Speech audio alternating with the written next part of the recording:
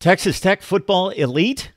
That's what Texas Athletic Director Kirby Hocutt tried to sell us in announcing the hiring of former Utah State head football coach Matt Wells to guide the Red Raiders into the future. And I enjoy the optimism. But let's take baby steps here. Let's try to compete and contend, and let's finish over 500 possibly in the Big 12. Matt Wells, a good hire. I approve of this hiring, definitely. He has led the Aggies at Utah State and done it extremely well. He's only 45 years old, so he's one of these coaches that for a hire like Texas Tech, which is a mid-tier Power 5 program, this is what I would look for. A coach that's up and coming, that's going to do a great job, that has proven himself to a certain extent, but he doesn't have too much age. Still a fire, still a passion, still an energy and ability to connect with the 20-year-olds. All right, at Utah State, Matt Wells took over for Gary Anderson, who moved on to Wisconsin. And Wells, the former offensive coordinator and quarterback at Utah State. So it's got to be difficult to a certain extent for him to move on from his alma mater. Although, of course, the Power 5 job comes a calling. Went 9-5 and then 10-4 his first two seasons with Utah State. And then I really thought he was going to take off in the program as well. He looked like an up-and-comer. And then he had a bit of a dip.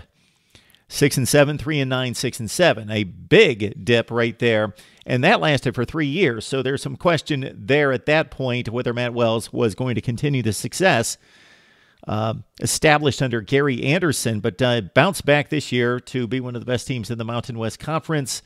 Failed to make the championship game based on a road loss to Boise State the final week of the season to finish at 10-2, 7-1 in Mountain West play. So 30-18 in conference play under Matt Wells, 44-34 the Aggies. Okay, he brings his offensive and defensive coordinators, David Yost and Keith Patterson, with him respectively to Lubbock.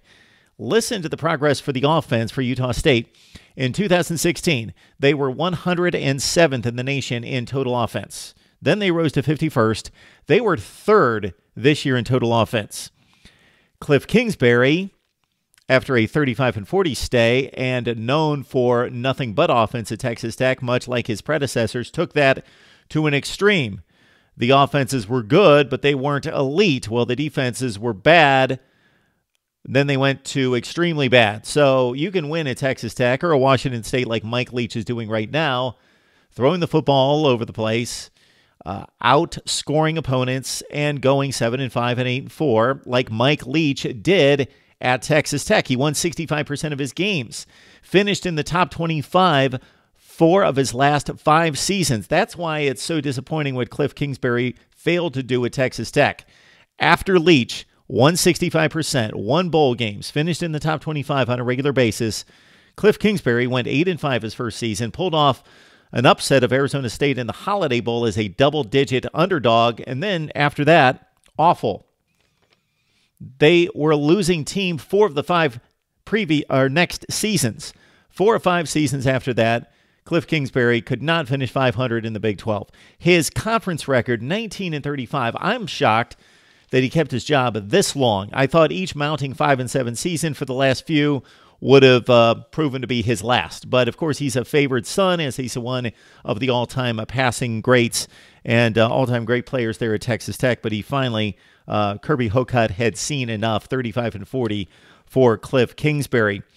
Matt Wells has joined Mark Rogers TV twice. We're going to look back at those interviews to kind of delve into Matt Wells' coaching philosophy. Mark Rogers TV, glad to be joined by head coach Matt Wells of Utah State in his first year with the program with the Aggies, but he's been with the program for a long time, both as a player and a coach. Coach, thanks so much for joining us. We appreciate the time.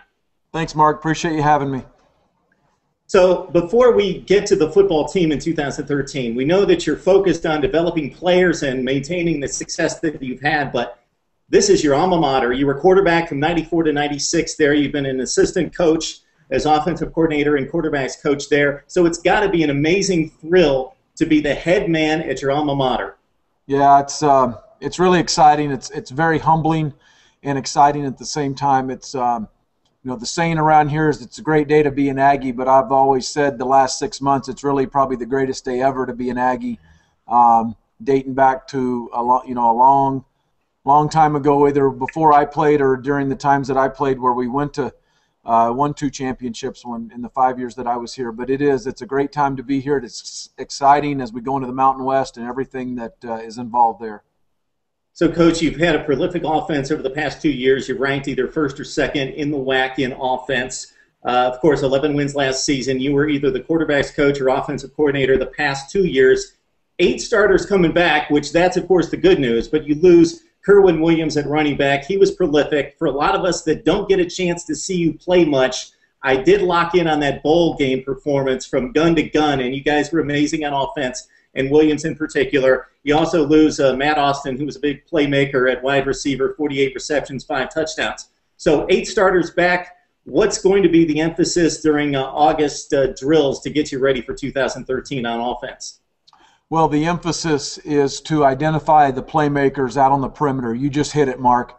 That's the biggest thing right now is we lose a tremendous amount of production. The 2 guys you just talked about, Matt Austin, Kerwin Williams. In reality, we lost our top 5 pass catchers. One was a tight end, Kellen Bartlett. The other one was Kerwin Williams, who was actually our second leading receiver. So that's a big priority in training camp, is identifying those playmakers. On the flip side of it, the other priority is also the strength is continuing to is the O-line. We've got 5 guys back on the O-line. A senior tight end, DJ Tialavea, has been a 3-year starter at tight end, and then a returning quarterback, and is to continue to run the ball, run it effectively between the tackles, and to, I think continue to take some of those guys on a little further development. Some of them were 1-year starters or first-year starters last year. Of course, they're led up front by Eric Schultz and Tyler Larson. They'll both be 3-year starters. Tyler will be a 3.5, 4-year starter at center. So you kind of have 2 sides of the coin right there, which will be featured in the offense, but also a challenge for us to replace that production. Coach, you've got a quarterback in Chucky Keaton who was all WAC last season, had a prolific season throwing the football. He's one of the top quarterbacks in the country. What can he possibly improve on heading into this fall? Well, I think with all quarterbacks, you have different phases of your career. I think the biggest thing that Chucky got from last year is a great sense of confidence in, number 1, his ability, number 2, in our system.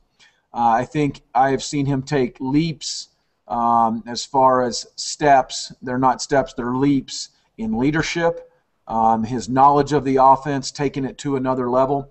I think those are the big things. We're continually tweaking his release, and his footwork, I think, has improved a lot from his freshman year, and then I think it even got better this spring. So there's some physical things. He's gained weight, which is going to help him probably endure a little bit more during the season, hopefully. And he's growing up. He's only going to be a true junior. So we're looking forward to an exciting 2 more years of him. Coach, on defense, you've got 7 starters back, and really you've got most of your playmakers back. You've got 9 seniors at number 1 currently on the depth chart that we have.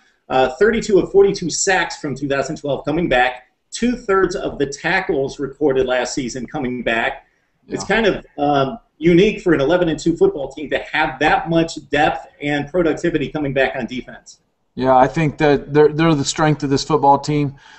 They were last year. They are this year. The old saying, defense wins championships. I think it's true. We had a really, really solid defense. They were excellent in the red zone. Very, very good down the stretch of creating turnovers. We've got a lot of that production back. Our linebacker core, Kyler Fackrell, Jake Dowdy, Zach Vigil, Tavares McMillan. Those guys are all back in the linebacker core. Got a lot of lettermen and starters back on the D-line. Nevin Lawson's played for a long time at corner. Brian Sweet's a returning safety. Mo Alexander, the other safety, was a starter 2 years ago. A lot of production back, a lot of experience. I feel good about those guys. Coach, I guess the countdown is officially on toward entry into the Mountain West Conference on July 1st. The conference is loaded.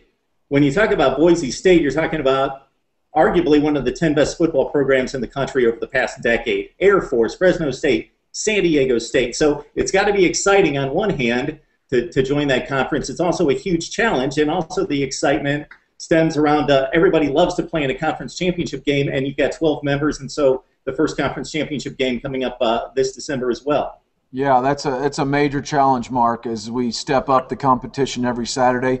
We're seeing it already in recruiting. We'll see it on Saturdays or whatever night we play on. But you're right. Boise State's a top 10 program, easy, maybe in the top 5. They're a BCS-type program, and I don't think there's any question the road to the Mountain West Championship goes directly through Boise. We all know that, and that'll be a big challenge when they come in here in the middle of the season. But, shoot, we start right on the road. They weren't Mountain West didn't make it real easy on us. I mean, we're starting on the road at Air Force and at San Jose right out of the gate in the Mountain West game. So it'll be a tremendous challenge. Our kids look forward to it. Our coaching staff does, and we'll be all right. With Tyler Larson, Jamie Markosian, Eric Schultz, and Kyle Wimpy, the 4 senior starters, with 120 career starts coming back off that offensive line. So if you could specifically talk about the work that they've done. Well, I think you're right in that they're always a no-name bunch, but not around this complex. You know, first you start with Tyler Larson, the center. He's the bell cow. He started every game since he was a freshman, and he and Chucky, I mean, that's a strong battery right there. They do all the communication and IDs and everything that they do, and Tyler's got an extremely strong work ethic, and he's been very, very productive over his career, and would be a guy that has a chance to play on Sundays. And Jamie Markosian's a former walk-on that has come in here, and he's tough. He's battled and become a 2-year starter at guard. Really happy with him. You got both Wimpy twins. One's a left tackle, Kevin. Kyle is a right guard, and they both started every game since the beginning of last year. So they're 2-year starters and tough in-state kids, return missionary kids, polys, guys that fit all our recruiting plans perfectly around here. And then the right tackle's the veteran of the bunch, literally and figuratively, is Eric Schultz, 25 years old, return missionary, 3-year starter. Eric could play any of the 5 positions on the O-line. He snaps sometimes. Very, very valuable, very versatile line. So, you know, those are guys that are entrusted in keeping Chucky clean and keeping him protected all the time. We talked a couple months ago when we did a preseason preview of the Aggies about the loss of Kerwin Williams, how you were going to fill his shoes. By looking at some of the highlights and also the stat sheet, it appears as though you've spread the wealth, and obviously you get a ton of production rushing the football out of your quarterback as well. Yeah, he is a part of the run game, but you know the running backs, we've had 3 that have played well. Joe Hill, Joey DiMartino, Robert Marshall have all played different roles, different personnel packages, and have shared that wealth a little bit with Joe Hill and Joey DiMartino kind of being the 1-2 punch right there. I think they complement each other well, and they've both been productive. It's impossible to replace a Kerwin Williams with one guy, a guy that gets drafted and all that, everything that he's meant to the program over the last few years. But I'm happy with where those guys are at. We've got more work to do. And this week will be a big test against that SC front. Yeah, so you go to USC now, and the storyline for USC nationally the entire season has been Coach Lane Kiffin's on the hot seat. They've got quarterback issues. Obviously, the roster has been thinned to a certain extent by the scholarship reductions. But maybe you caught him a week late or maybe a couple weeks late, because it seems like they figured maybe some things out at quarterback. Cody Kessler, 15 of 17 against Boston College last week. Obviously, they have one of the great wide receivers in college football, probably the best in Marcus Lee, Trey Madden, and Justin Davis at running back. So this offense looks like it could explode at any time, and certainly put up 35 points against BC last week. Well, they can explode at any time, and when I watch that tape, I see a bunch of talented guys. You know, there's 2 tight ends there that could play at a lot of places in America. You know, Kessler, I think, has seemed to settle them down a little bit, and he was very efficient last week against BC. Marquise Lee, I mean, what can you say? The guy, great chance he's going to be a lottery pick in the spring, and is extremely talented in space. And going to have a hard time stopping him. All you want to do is slow him down, and we've played against some good receivers over the last couple years, so it'll be a major challenge for us to be able to do that with him. And then there's backs, and add Silas Red to that mix, and they're really talented back there, as SC always is at tailback. And, Coach, for as good as the offense could be potentially, the defense flat out is really good. They just don't like to give up points. And we could go on and on about the talent there. Deion Bailey's one of the best in the biz at linebacker. You got Morgan Breslin and Devon Kennard, the rush ends, and this kid, Sua Cravens, at safety. He's already making an impact as a freshman, and we could go on and on. The defensive talent is exceptional. It is, and it only takes a few cut-ups to realize that as a coach. You go in there and you look at the goal line cut-up of the goal line plays they defended all year, 0, 3 games. Nobody's got to the goal line on them. And third and long's a huge cut-up, and so that tells you right now 19 snaps in third and long in 3 games, what you need to know about a defense. And they're getting people in third and long, and they're extremely talented. The front 7, they can redirect. They're huge. Both safeties you mentioned are long. They're athletic. They can play the post. They can force the run. They are, there's no question how talented they are, but their stats back it up. They're in the top 10 in like 10 categories. And, man, our offense, we got our work cut out for us. It'll be a tremendous test for us on Saturday. Coach, there's a reason the cliches hold up in regards to what you have to do to win a football game. If you win the turnover battle, you win 80-90% of the time. If you play well in the kicking game, the coverage units, you do well, all those things. But outside of the box, is there anything in particular that you think your team needs to do specifically against SC to come out with a win? Well, I think you just named 2 of them, and I think there's one more. You got turnovers, and you got special teams. There's going to be a big play in special teams one way or another. Is it a block punt? Is it a return for a touch? That'll help tilt the scales, and whatever team gains that in their favor. And then the third, I think, is third downs, because we're really good in third downs. We've been good on our offense and defense so far. They're tremendously talented in that area, or been very efficient in that area. And so I think you got a battle of wills that are going to collide on third down, and who's going to keep drives extended, and who's going to get off the field and make it punt. So I think that'll also tell a little bit of the story at the end of the day.